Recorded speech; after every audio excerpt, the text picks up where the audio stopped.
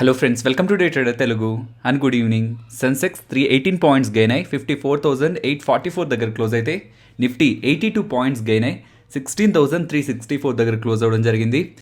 Recent డేస్లో మార్కెట్ని మీరు గమనిస్తే ఒక రేంజ్ బౌండ్లోనే మార్కెట్ మూవ్ అవుతుంది. డౌన్ సైడ్ 16,160 170 ఆ పాయింట్స్ వరకు మూవ్ అవడం, అండ్ అగైన్ టాప్ సైడ్ 16,330 350 వరకు మూవ్ అవడం జరుగుతూ వచ్చేది. బట్ ఇవాళ లెవెల్ని బ్రేక్ చేసి అండ్ అబోవ్ సస్టైన్ అయింది. రీసెంట్ డేస్లో గమనిస్తున్న 16,350 మార్క్ని బ్రేక్ చేయడం అండ్ అబోవ్ సస్టైన్ అవ్వడం అయితే మార్కెట్లో స్ట్రెంత్ అయితే మనకు కనిపిస్తుంది. సో రీసెంట్ డేస్లో మార్కెట్ ఫాలో అవుతున్నా, గెయిన్ అవుతున్నా, even mid cap stocks follow అవుతున్నప్పుడు కూడా మనం మార్కెట్ రిలేటెడ్గా మెయింటైన్ చేసింది బులిష్ వ్యూ.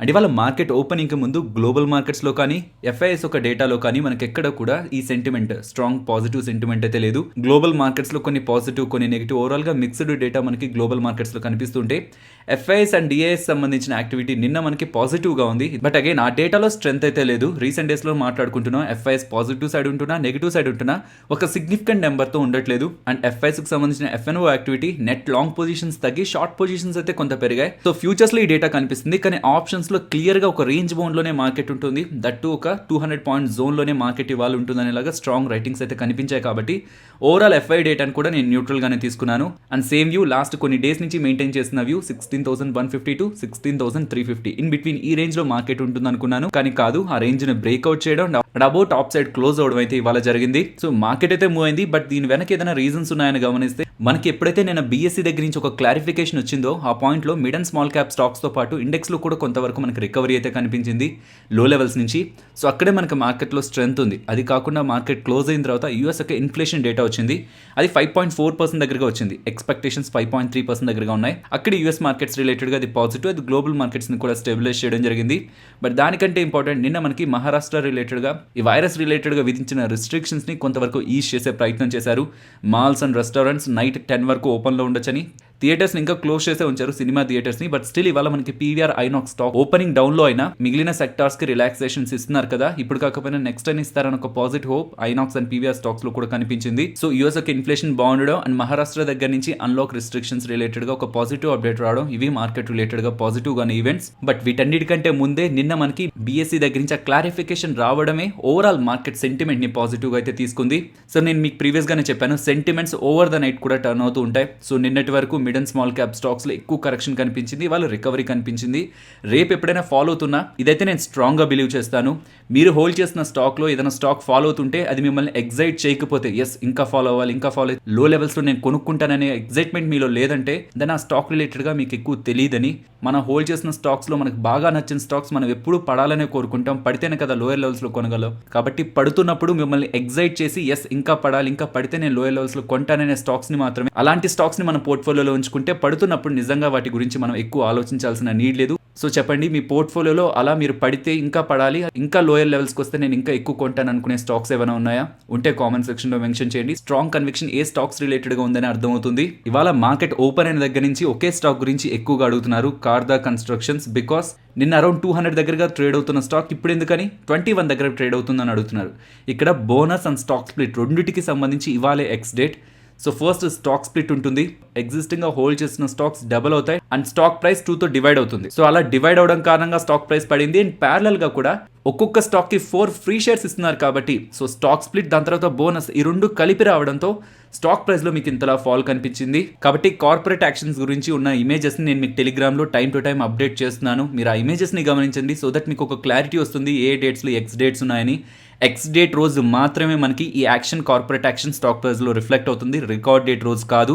కాబట్టి ఎక్స్ డేట్ కంటే ముందు కొన్న వాళ్ళు మాత్రమే ఎలిజిబుల్ అని చెప్తుంటారు. సో ఎవరెవరైతే స్టాక్స్ని హోల్డ్ చేస్తున్నారో బోనస్ అండ్ స్టాక్ స్ప్లిట్ కారణంగానే 90% ఫాల్ అయిందన్న విషయం, ఫాల్ కాదు ఇక్కడ అడ్జస్ట్ అయిందన్న విషయం మనం గుర్తుంచుకోవాలి. నెక్స్ట్ స్టవ్ క్రాఫ్ట్ గురించి మాట్లాడుకోవాలి. ఈ కంపెనీ ఐపీఓకి వస్తున్నప్పుడు వీళ్ళ ఆర్హెచ్పీలో ఉన్న నెగిటివ్స్ అన్ని చూసిన తర్వాత ఎస్ ఈ కంపెనీని అప్లై చేయొద్దు, మేము కూడా చేయట్లేదని చెప్పాను. కానీ డెసిషన్ తీసుకున్న తర్వాత వీళ్ళ బిజినెస్లో వస్తున్న గ్రోత్ అండ్ వీళ్ళు ఎంటర్ అవుతున్న సెగ్మెంట్స్ పాజిటివ్ గ్రోత్ కనిపించి కమింగ్ డేస్లో దీంట్లో మంచి గ్రోత్ ఉంటుందని మేము బిలీవ్ చేసి May 11th మీకు ఈ స్టాక్ని ఫోకస్ చేయండి అని అప్డేట్ చేశాను. ఆ టైంలో స్టాక్ 483 దగ్గరగా ఉంది, ప్రెసెంట్ 806 దగ్గరగా ఉంది. ఎందుకు చెప్తున్నానంటే మనం చెప్పాం స్టాక్ ప్రైస్ పెరిగిందని కాదు. ఒకవేళ కంపెనీ ఐపీఓకి వస్తూ ఆర్హెచ్పీలో ఏదైనా నెగిటివ్ డేటానే కనిపిస్తూ ఉండి మనం ఏదైనా నెగిటివ్ కాల్ తీసుకున్నా కమింగ్ డేస్లో కంపెనీలో వస్తున్న ఇంపార్టెంట్ చేంజెస్ని అర్థం చేసుకుని వీళ్ళ ఎర్నింగ్స్ ఒక విజిబిలిటీ ఉంటుంది అనుకున్నప్పుడు ప్రీవియస్గా మనం తీసుకున్న డెసిషన్ని రివ్యూ చేయడంలో తప్పేం లేదు. నిన్న వీళ్ళ రిలేటెడ్గా ఇంకొక ఇంపార్టెంట్ అప్డేట్ వచ్చింది. వీళ్ళు సోలార్ రూఫ్ టాప్ సెగ్మెంట్ లోకి ఎంటర్ అవుతున్నారు అంటున్నారు. ఆ బిజినెస్ ని వీళ్ళు చేయట్లేదు, వీళ్ళ బిజినెస్ చేయడానికి వీళ్ళకి పవర్ కావాలి కదా, వీళ్ళకి ఫ్యాక్టరీస్ ఉంటాయా, ఆ ఫ్యాక్టరీస్ పైన సోలార్ రూఫ్ టాప్ ని ఏర్పాటు చేసి అందులోంచి పవర్ ని జనరేట్ చేసి ప్రెసెంట్ పవర్ రిలేటెడ్ గా అవుతున్న కాస్ట్ ని వీళ్ళు తగ్గించుకుంటారు అంటున్నారు. సో అది కూడా కంపెనీకి పాజిటివ్. స్పైస్ జెట్ కి ఒక మంచి పాజిటివ్ అప్డేట్ అయితే వచ్చింది. చాలా మంత్స్ నుంచి కూడా స్పైస్ జెట్ దగ్గర ఉన్న బోయింగ్ 737 మ్యాక్స్ ఎయిర్ క్రాఫ్ట్స్ అయితే రన్ అవ్వకుండా ఉన్నాయి. బికాస్ ఇంటర్నేషనల్ గా ఆ ఫ్లైట్స్ రిలేటెడ్ గా బోయింగ్ తయారు చేసిన ఫ్లైట్స్ రిలేటెడ్ గా 2 ఎయిర్ క్రాషెస్ అయ్యాయి. సో దాని తర్వాత ఆ విమానాల్ని ఆకాశంలో తిరగనివ్వకూడదని ఒక డెసిషన్ అయితే తీసుకున్నారు. బట్ అగైన్ ఈ బోయింగ్ 737 మ్యాక్స్ ఎయిర్ క్రాఫ్ట్స్ ని రన్ చేయొచ్చు అని పాజిటివ్ అప్డేట్స్ రావడంతో వీళ్ళ దగ్గర ఉన్న ఎయిర్ క్రాఫ్ట్స్ నియర్లీ 27 మంత్స్ నుంచి ఖాళీగా ఉంటున్నాయి. వాటిని ఎయిర్ లో తిరగకూడదు అనేసరికి వీళ్ళు అవి ఉన్నా సరే వాటిని యూజ్ చేయలేకపోయారు. మీన్స్ వీళ్ళ అసెట్స్ ని వీళ్ళు వాడుకోలేకపోయారు. సో ఆ ఎయిర్ క్రాఫ్ట్స్ ని అగైన్ ఎయిర్ లో తిరగచ్చు అని అప్డేట్ రావడంతో స్టాక్ ప్రైస్ ఇవాళ 5% దగ్గరగా మూవ్ అయింది. నెక్స్ట్ గోల్డియం ఇంటర్నేషనల్ గురించి మాట్లాడుకోవాలి. వీళ్ళకి 20 crores విలువ చేసే ఇంటర్నేషనల్ ఆర్డర్ ఒకటి రావడం జరిగింది. సో ల్యాబ్ లో గ్రో చేసే డైమండ్స్ రిలేటెడ్ గా వీళ్ళకి ప్రీవియస్ గా ఉన్న క్లయింట్స్ రీటైల్ క్లయింట్స్, బట్ అది డొమెస్టిక్ సైడ్ నుంచి కాదు, ఇంటర్నేషనల్ సైడ్ నుంచి రావడం. దట్ 20 crore ఆర్డర్ అవడంతో స్టాక్ ప్రైస్ ఇవాళ 2% దగ్గరగా మూవ్ అయింది. నెక్స్ట్ ఐటీసీ గురించి మాట్లాడుకోవాలి. అప్డేట్స్ అయితే మార్కెట్ లో చాలా కనిపిస్తున్నాయి, కానీ స్టాక్ ప్రైస్ అయితే అలా మూవ్ అవ్వట్లేదు. వీళ్ళకి సంబంధించిన 110th AGM రిలేటెడ్ గా నిన్న మనం అప్డేట్స్ అయితే మాట్లాడుకున్నాం. దాంట్లో ఇన్వెస్టర్స్ అడిగిన కొన్ని క్వశ్చన్స్ రిలేటెడ్ గా సంజీవ్ పూరి గారు ఇచ్చిన ఆన్సర్స్ ని మీడియా ఎక్స్ప్లెయిన్ చేసే ప్రయత్నం చేస్తుంది. ఐటీసీకి సంబంధించి సిగరెట్ బిజినెస్ ఉంది, FMCG బిజినెస్ ఉంది, హోటల్ ఉంది, ఐటీ ఉంది, పేపర్ బోర్డ్ అండ్ ప్యాకింగ్ ఉంది, అగ్రీలా డిఫరెంట్ సెగ్మెంట్స్ లో వీళ్ళ బిజినెస్ అయితే చేస్తున్నారు. అందులో FMCG ని బయటకు తీసుకొచ్చి డీమర్జర్ చేసినట్లయితే స్టాక్ రిలేటెడ్ గా వాల్యూ క్రియేట్ అవుతుందని ఇన్వెస్టర్స్ అయితే భావిస్తున్నారు. కానీ ఇది మనం క్లియర్ గా గుర్తుంచుకోవాలి, ఇంకా కూడా ఐటీసీలో ఉన్న FMCG బిజినెస్ నుంచి వీళ్ళు స్ట్రాంగ్ క్యాష్ ని జనరేట్ చేయట్లేదు. మీన్స్ ఆ సెగ్మెంట్ నుంచి అంత క్యాష్ జనరేట్ అవ్వకపోతుంటే మరి FMCG ని వాళ్ళు ఎలా స్ట్రాంగ్ గా గ్రో చేయగలరు? ఇప్పుడు FMCG రిలేటెడ్ గా వీళ్ళు ఖర్చు పెడుతున్న డబ్బులన్నీ కూడా సిగరెట్ బిజినెస్ నుంచి వస్తున్నవే. సిగరెట్ వీళ్ళకి సంబంధించి స్ట్రాంగ్ క్యాష్ జనరేటింగ్ బిజినెస్. అక్కడి నుంచి వస్తున్న మనీతో వీళ్ళు FMCG బిజినెస్ ని గ్రో చేయాలనుకుంటున్నారు. కాబట్టి గ్రూప్ కంపెనీస్ గా ఉంటేనే FMCG గ్రోత్ కి అది సహాయపడుతుంది. Okay, hotel and IT business అయినా డీమర్జర్ చేయొచ్చు కదా అంటే హోటల్ బిజినెస్ చాలా ఎక్కువగా ఇంపాక్ట్ అయింది. కాబట్టి ఇప్పుడే కాదు, అది కొంత టైం తర్వాత మేము ఆలోచిస్తాం దాని గురించి అన్నారు. బట్ ఐటీసీలో ఉన్న అన్ని బిజినెస్ లో కల్లా రీసెంట్ టైమ్స్ లో ఉన్న ఇన్వెస్టర్ ప్రెజెంటేషన్ ప్రకారం చూస్తే వాళ్ళకి సంబంధించిన ఐటీ బిజినెస్ చాలా స్ట్రాంగ్ గా గ్రో అవుతుంది. సో అట్లీస్ట్ అదైనా బయటికి తీసుకొచ్చి లిస్ట్ చేస్తే ఐటీసీకి సంబంధించిన వాల్యుయేషన్స్ కొంతైనా అన్లాక్ అవుతాయి కదా. అంటే ఇంకా కంపెనీ బిజినెస్ ని గ్రో అవనివ్వండి. వాటి లిస్టింగ్ గురించి మేము టైం టు టైం ఎవాల్యుయేట్ చేస్తూనే ఉన్నాం. ఎప్పుడైతే రైట్ అనుకుంటామో అప్పుడు ఐటీ బిజినెస్ ని తీసుకొచ్చి మార్కెట్లో లిస్ట్ చేస్తామని ఐటీసీకి సంబంధించిన chairman and MD Sanjiv Puri గారు అప్డేట్ చేశారని చెప్తున్నారు. నెక్స్ట్ ఫార్మా స్టాక్స్ గురించి మాట్లాడుకోవాలి. చాలా డేస్ బ్యాక్ మనకి డాక్టర్ రెడ్డిస్ వాళ్ళు అలాగే అలంబిక్ ఫార్మా వాళ్ళు రిజల్ట్స్ ని పోస్ట్ చేశారు. అప్పుడు ఈ రెండు స్టాక్ ప్రైస్లు ఫాలో అయ్యాయి. Alembic pharma and doctor Reddy's రెండు కూడా ఫాలో అయ్యాయి. ప్రెసెంట్ అలంబిక్ ఫార్మా 52 వీక్ లో దగ్గర ఉంది. ఎందుకు ఇది మాట్లాడుతున్నానంటే సేమ్ సినారియో వాళ్ళు అప్పుడు ఏదైతే చెప్పారో రిజల్ట్స్ పోస్ట్ చేసిన తర్వాత రిజల్ట్స్ లోను అండ్ ఈవెన్ కాన్ఫరెన్స్ కాల్లో కూడా doctor Reddy's and Alembic pharma వాళ్ళు ఏదైతే మెన్షన్ చేశారో సేమ్ క్యాడిలా వాళ్ళు అలాగే లూపిన్ వాళ్ళు కూడా మెన్షన్ చేస్తున్నారు. మార్జిన్స్ తగ్గడం అండ్ యూఎస్ బిజినెస్లో ప్రైస్ ఎరోషన్ కనిపిస్తుందని. సో ఇది క్లియర్గా అర్థం చేసుకోవడానికి ప్రయత్నించండి. ఎందుకంటే ఇది ఒక ఫార్మానో లేకపోతే ఇంకొక ఫార్మానో కాదు, ఎంటైర్ ఫార్మాలో కనిపిస్తున్న స్ట్రక్చరల్ చేంజ్. సో ఏ ఫార్మా కంపెనీస్ అయితే యూఎస్ రిలేటెడ్గా లార్జర్ ఎక్స్పోజర్ ఉన్నాయో వాటి రిలేటెడ్గా వస్తున్న బిజినెస్ నెంబర్స్లో యూఎస్ యొక్క గ్రోత్ ఎలా ఉందనేది గమనించండి. మీకే అర్థమైపోతుంది స్టాక్ ఎందుకు ఫాలో అవుతుంది లేదా ఎందుకు ర్యాలీ అవుతుందని. ఏ స్టాక్స్లో అయితే అమెరికాకు సంబంధించిన బిజినెస్ తగ్గడం అండ్ మార్జిన్స్ షింక్ అవుతున్నాయో వాటి రిలేటెడ్గా స్టాక్ ప్రైసెస్ చాలా హెవీగా ఫాలో అవుతున్నాయి. సో ఈ లూపిన్ నెంబర్స్ బాగున్నాయి కదా, quarter and quarter and year on year కంపారిజన్లో బాగున్నాయి కదా అంటున్నారు. మీరు రిజల్ట్స్ ని కంప్లీట్ గా చూస్తే ఆ నెంబర్స్ లో ఇంక్లూడ్ అవుతున్నది $50 million వీళ్ళ లైసెన్సింగ్ ఫీ. లైసెన్సింగ్ ఫీని మనం పక్కకు తీసేస్తే వీళ్ళ రెవెన్యూస్, మార్జిన్ అండ్ ఓవరాల్ ప్రాఫిటబిలిటీలో కూడా ఎక్స్పెక్టెడ్ కంటే బిలోనే నెంబర్స్ కనిపిస్తాయి. పూరి అది పక్క నుంచుదాం. ఆ $50 million రిలేటెడ్ గా లైసెన్సింగ్ ఫీ ఒకవేళ అది తీసేసి నెంబర్స్ ఉన్నా సరే స్టాక్ ఇలా ఫాలో అవ్వాల్సిన నీడ్ లేదు. కానీ వీళ్ళ యూఎస్ బిజినెస్ ని గమనిస్తే $190 million దగ్గరగా సేల్స్ ఉంటాయని ఎక్స్పెక్ట్ చేస్తే అబోవ్ 190 దగ్గరగా ఉంటాయనుకున్నారు, నియర్ టు $200 million దగ్గరగా. బట్ వీళ్ళు చేసిన సేల్స్ నియర్ టు $170 million మాత్రమే.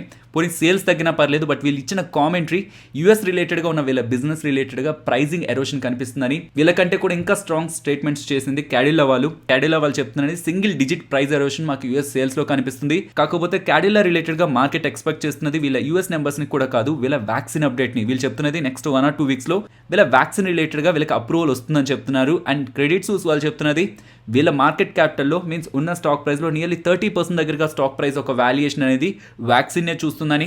ఒకవేళ వీళ్ళు వ్యాక్సిన్ ఇంకా లేట్ చేస్తుంటే ఆల్రెడీ వ్యాక్సిన్ రిలేటెడ్ ఉన్న ఆపర్చునిటీ ష్రింక్ అయిపోతుంది. ఇండియాలో ఉన్న మెజారిటీ పీపుల్ ఆల్రెడీ వ్యాక్సినేషన్ వేయించుకుంటున్నారు అండ్ ఎగ్జిస్టింగ్ ఉన్న వ్యాక్సిన్ మ్యానుఫ్యాక్చరర్స్ అందరూ కూడా ప్రొడక్షన్ పెంచి వ్యాక్సిన్ అవైలబిలిటీలోకి తీసుకొస్తున్నారు. వీళ్ళు ఇంకా లేట్ చేస్తూ వెళ్తే ఆపర్చునిటీ ఇంకా తగ్గిపోతుంది. వీళ్ళ రిలేటెడ్గా క్రియేట్ అవ్వాల్సిన అడ్వాంటేజ్, ఈవెన్ అంత ఖర్చు పెట్టి వ్యాక్సిన్ ని తీసుకొస్తున్న అడ్వాంటేజ్ అనేది తగ్గిపోతుంది.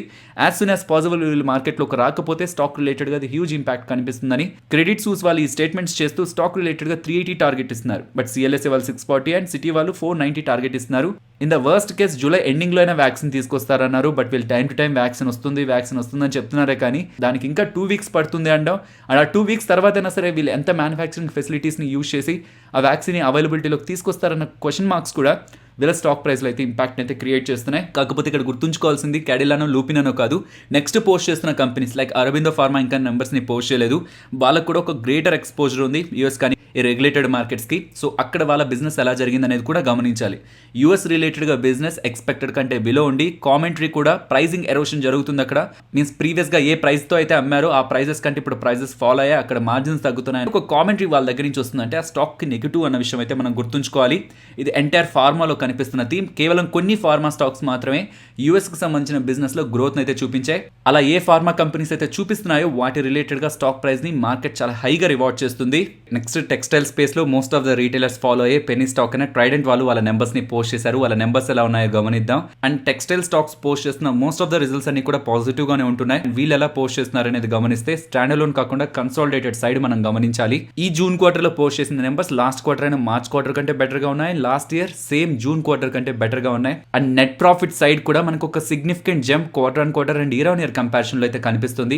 సో ఈపీఎస్ లో ఎలాంటి గ్రోత్ వచ్చింది అనేది కూడా ఇక్కడ మీ స్క్రీన్ పైన అయితే గమనించవచ్చు. రీసెంట్ టైమ్స్ లో స్టాక్ ర్యాలీ అయింది, బట్ దానికి తగ్గట్టే రిజల్ట్స్ కూడా పాజిటివ్ గా ఉన్నాయి. నెక్స్ట్ విఐపి గురించి మాట్లాడుకోవాలి ఫ్రెండ్స్. ఇది ఒక కేస్ స్టడీలా మనం గమనించవచ్చు. క్వార్టర్ ఆన్ క్వార్టర్ కంపారిజన్ లో మీకు గ్రోత్ అక్కడ కనిపించదు పెద్దగా. రెవెన్యూ లాస్ట్ క్వార్టర్ లో 243 crore ఉంది, ఇప్పుడు 206 crore ఉంది. రెవెన్యూస్ లో మీకు డిప్ కనిపించింది. అండ్ ఈవెన్ మేనేజ్మెంట్ కూడా ఈ వైరస్ కి ముందున్న బిజినెస్ లో 35% బిజినెస్ కి ప్రెసెంట్ రీచ్ అయ్యారని చెప్తున్నారు. సో ఈవెన్ వైరస్ కి ముందున్న బిజినెస్ కూడా వీళ్ళు కంప్లీట్ గా రీచ్ అవ్వలేదు. సో రిజల్ట్స్ లో మీరు స్ట్రాంగ్ గా గమనించాల్సిన పాయింట్ వీళ్ళ మార్జిన్స్ లో కనిపిస్తున్న ఎక్స్పాన్షన్. లాస్ట్ క్వార్టర్ కేవలం 1.32% మార్జిన్స్ ని మెయింటైన్ చేశారు, కానీ ఇప్పుడు 6.25% మార్జిన్స్ ని మెయింటైన్ చేస్తున్నారు. దీనికి మెయిన్ రీజన్ వీళ్ళు తీసుకున్న కాస్ట్ కటింగ్ మెజర్స్. సో దీంతో వీళ్ళ మార్జిన్స్ ఎక్స్పాండ్ అవడంతో లాస్ట్ టైం కంటే రెవెన్యూస్ తగ్గుతున్నా బెటర్ మార్జిన్స్ ఉండడంతో ఈసారి వీళ్ళు ప్రాఫిట్స్ అయితే పోస్ట్ చేయడం జరిగింది. అండ్ ఈవెన్ ఈ అన్లాక్ థీమ్ కూడా లైక్ మహారాష్ట్రలో రిస్ట్రిక్షన్స్ ని యూజ్ చేస్తున్నారు అండ్ గ్లోబల్ గా కూడా అన్లాక్ థీమ్ ప్లే అవుతుండేసరికి వీళ్ళు ఈ టూరిజం రిలేటెడ్ గానీ వీళ్ళ ప్రొడక్ట్స్ ని తయారు చేస్తుంటారు కాబట్టి వాటికి అన్లాక్ థీమ్ పాజిటివ్ అండ్ వీళ్ళ నెంబర్స్ లో కూడా మార్జిన్స్ లో కనిపించిన ఎక్స్పాన్షన్ స్టాక్ రిలేటెడ్ గా పాజిటివ్ ఇంపాక్ట్ అయితే క్రియేట్ చేసింది. అండ్ మార్కెట్ క్లోజ్ అయిన తర్వాత end of the day A companies మంచి నెంబర్స్ ని పోస్ట్ చేశాయన్న డేటా అయితే మీకు నేను టెలిగ్రామ్ లో అప్డేట్ చేస్తున్నాను. సో ఇది బై ఆర్ సెల్ రికమెండేషన్స్ అయితే కాదు. వీటిలో స్టాక్స్ ర్యాలీ అవుతుండొచ్చు, ఆ ప్రాఫిట్ బుకింగ్ కారణంగా పడుతూ కూడా ఉండొచ్చు. నిన్న పెట్టిన వాటిల్లో మోస్ట్లీ మనకి ర్యాలీయే కనిపించింది. శ్రేయా షిప్పింగ్ లో కానీ, యాంటోనీ వేస్ట్ హ్యాండ్లింగ్ సెల్ లో కానీ, Gufic bioscience, Punjab chemicals, PTC India, Punjab alkalies and chemicals, HEG and Gujarat state fertilizers and chemicals, వీటిలన్నింటిలో కూడా మనకి ఒక స్ట్రాంగ్ ర్యాలీ కనిపించింది. బట్ అన్నిటికంటే ఎక్కువగా మూవ్ అయింది Punjab chemicals and crop protection.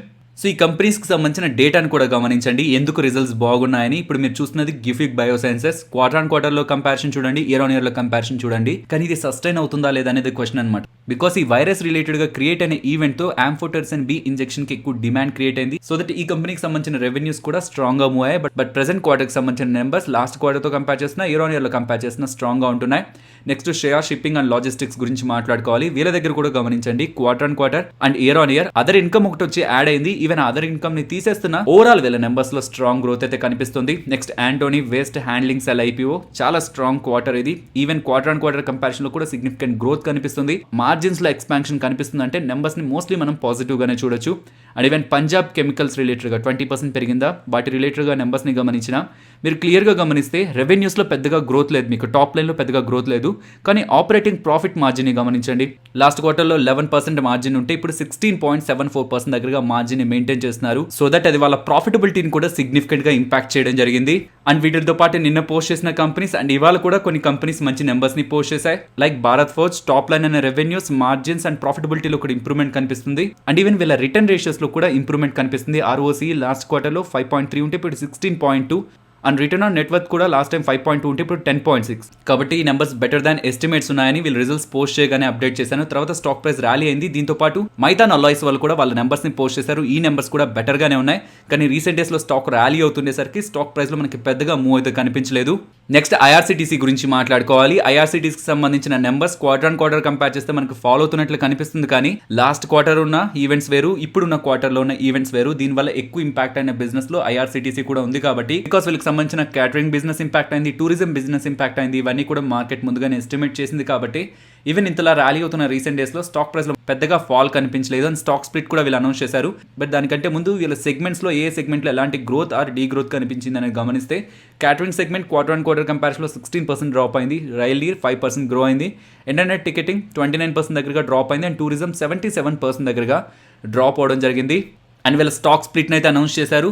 అది 1:5లో ఉంటుంది అంటున్నారు. మీన్స్ మీ దగ్గర ఎన్ని షేర్స్ అయితే ఉంటాయో అది 5తో మల్టిప్లై అవుతుంది. అండ్ కరెంట్ ఉన్న స్టాక్ ప్రైస్ 5తో డివైడ్ అవుతుంది. Next Nifty and bank Nifty support and resistance మాట్లాడుకుందాం. Bank Nifty level same levels గానే మెయింటైన్ చేస్తున్నాను. బట్ నిఫ్టీ రిలేటెడ్ గా ఓపెనింగ్ ఒకవేళ ప్రెసెంట్ ఉన్న లెవెల్స్ నుంచి డౌన్ అయ్యి 16,350 బిలో అయితే మాత్రం 16,350 మనకి రెసిస్టెన్స్ అవుతుంది. ప్రెసెంట్ ఉన్న లెవెల్స్ దగ్గరే ఓపెన్ అయినా ఆర్ ఇంకొంత పైన ఓపెన్ అవుతున్న 16,430ని మనం రెసిస్టెన్స్ గా అయితే గమనించవచ్చు. ఆప్షన్ చైన్ డేటాను గమనిస్తే, మంత్లీ ఎక్స్పైరీ కాంట్రాక్ట్ డేటాను గమనిస్తే ఇవాళ ఇంట్రాడేలో ఎక్కువగా యాడ్ అవుతున్నది 16,600 దగ్గర. బట్ ఓవరాల్ గా ఉంటున్న డేటా అండ్ ఇంట్రాడేలో ఉన్న డేటాను కూడా కంబైన్ చేస్తే 16,500 ఇంపార్టెంట్ రెసిస్టెన్స్ గా కనిపిస్తుంది. కానీ ప్రీవియస్ గా మనం ఒక డేటాను అబ్జర్వ్ చేసాం, గుర్తుందా? 16,400 దగ్గర మనకి ఒక స్ట్రాంగ్ పుట్ రేటింగ్ కనిపిస్తుంది. మీన్స్ 16,400 కంటే అబోవ్ ఉంటుందని పుట్ రేటర్స్ బిలీవ్ చేస్తున్నారని. ఇప్పుడు 16,500 దగ్గర ఆ డేటా బిల్డ్ అవుతుంది. 16,500 దగ్గర ఇంట్రాడేలో కాల్స్ దగ్గర ఫామ్ అవుతున్న డేటా కంటే ఇందా మనీలో పుట్స్ దగ్గర ఫామ్ అవుతున్న డేటా చాలా స్ట్రాంగ్గా ఉంది. 8,000 కాంట్రాక్ట్స్ దగ్గరగా బిల్డ్ అవుతున్నాయి. ఈవెన్ 16,400 దగ్గర ఇందా మనీ పుట్లో ఇలా రైటింగ్ కనిపిస్తూ ఉండడం అనేది మార్కెట్ రిలేటెడ్గా మనం పాజిటివ్గానే తీసుకోవచ్చు. బట్ మార్కెట్ ఏమాత్రం డౌన్ సైడ్ ఫాలో అవుతున్నా ఇక్కడ స్ట్రాంగ్ అన్వైండింగ్స్ కనిపించడానికి కూడా పాసిబిలిటీ ఉంటుంది. కాబట్టి డేటా పాజిటివే, బట్ కొంత కాషియస్గా గమనించాలి. అండ్ డౌన్ సైడ్కి చూస్తే 16,000 దగ్గర మనకు స్ట్రాంగ్ డేటా ఫామ్ అవుతుంటుంది. బట్ ఆ లెవెల్ కంటే అబోవ్ వచ్చి చూడాలనుకుంటే చాలా డేస్ నుంచి ఒక కొత్త జోన్లోకి మార్కెట్ ఎంటర్ అయ్యేసరికి అసలు 16,300నే మార్కెట్ డౌన్ సైడ్ బ్రేక్ చేయదని పుట్ రేటర్స్ స్ట్రాంగ్గా బిలీవ్ చేస్తున్నారు. ఇంట్రాడేలోనే 14,000 కాంట్రాక్ట్స్ దగ్గరగా బిల్డ్ అవుతున్నాయి. రిస్క్ తీసుకోకూడదు అనుకుంటే 16,000 to 16,500 ఈ జోన్నే గమనించవచ్చు. రిస్క్ తీసుకోగలం అనుకుంటే 16,300 to 16,500 ఈ 200 పాయింట్ జోన్ని గమనించవచ్చు. సో ఫైనలీ ఇది ఫ్రెండ్స్ మన వీడియో. నచ్చిందా? నచ్చితే వీడియోని లైక్ చేయండి ఫ్రెండ్స్. అండ్ ఈ వీడియో మన వాళ్ళకి యూజ్ అవుతుంది అనుకుంటే తప్పకుండా షేర్ చేయండి. అండ్ మన ఛానల్ని సబ్స్క్రైబ్ చేయనట్లయితే ఛానల్లో ఉన్న కంటెంట్ని గమనించండి. ఆ కంటెంట్ మీకు ఇంట్రెస్టింగ్ అనిపిస్తుంటే ఛానల్ని సబ్స్క్రైబ్ చేసి పక్కనే ఉన్న బెల్ ఐకాన్ క్లిక్ చేయండి. మరొక ఇంట్రెస్టింగ్ వీడియోతో మళ్ళీ మీ ముందుకు వస్తాను. అంతవరకు టేక్ కేర్. జై హింద్.